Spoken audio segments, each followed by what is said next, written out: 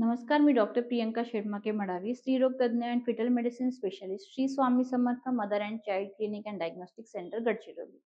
तर बऱ्याच प्रेग्नंट महिलांचा असा प्रश्न असते, की मॅडम माझं सीझर डिलिव्हरी होणार की नॉर्मल डिलिव्हरी होणार? ते कसं कळणार त्यांना?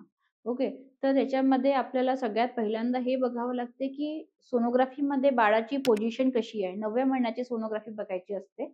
त्याच्यामध्ये आपण हे बघायचं, की बाळाचं पोझिशन म्हणजे बाळ डोक्यानी आहे की पायाळू आहे किंवा बाळ आडवं आहे.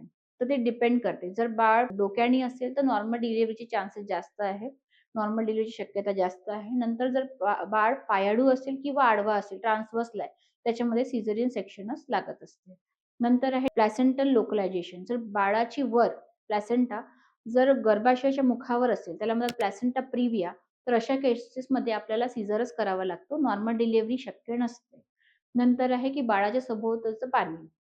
बाळाच्या सभोवतालचं जर पाणी खूप कमी असेल, अ, 3 किंवा 3 किंवा 4 किंवा त्याच्यापेक्षा कमी असेल, तर अशा कंडिशनमध्ये आपण नॉर्मल ट्रायल देण्यासाठी टाळायला पाहिजे.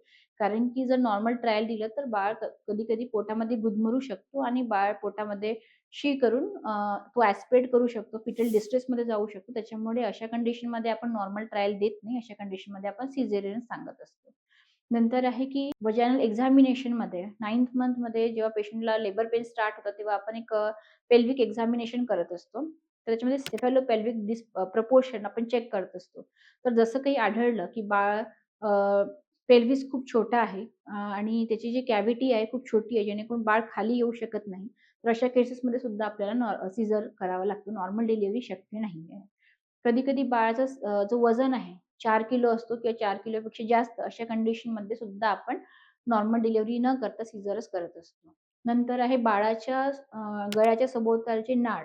तर नाळ जर 2 किंवा 2 पेक्षा जास्त असेल, तर अशा केसेसमध्ये सुद्धा आपण चं ऑप्शन निवडत असतो, चूज करत असतो नॉर्मल डिलिव्हरीपेक्षा. तर हे असे काही महत्त्वाच्या गोष्टी आहेत, जे आपल्याला 9व्या महिन्याच्या सोनोग्राफीमध्ये आणि लेबर पेन्सच्या वेळेस व्ही-व्ही एक्झामिनेशन करून समजत असते आणि तेव्हा आपण पेशंटला डिसिजन देऊ शकतो, की नॉर्मल करायचं आहे, सीझर करायचं आहे आणि इतरही काही इमर्जन्सी कारणं असतात, जसं कॉर्ड प्रोलॅप्स म्हणा, तेव्हा आपल्याला सीझर करावा लागतो. कधी-कधी बाळ फिटल डिस्ट्रेस म्हणजे बाळाचे हार्टबीट्स कमी व्हायला लागतात. तर अशा कंडिशनमध्ये सुद्धा आपल्याला सीझर करावा लागतो किंवा एन-एस-टी नॉन रिएक्टिव्ह येत असते. अशा कंडिशनमध्ये सुद्धा आपल्याला सिझेरियनची गरज पडू शकते. तर हे सगळे कारण आहे ज्याच्यामध्ये आपल्याला सिझेरियन सेक्शनची गरज पडू शकते.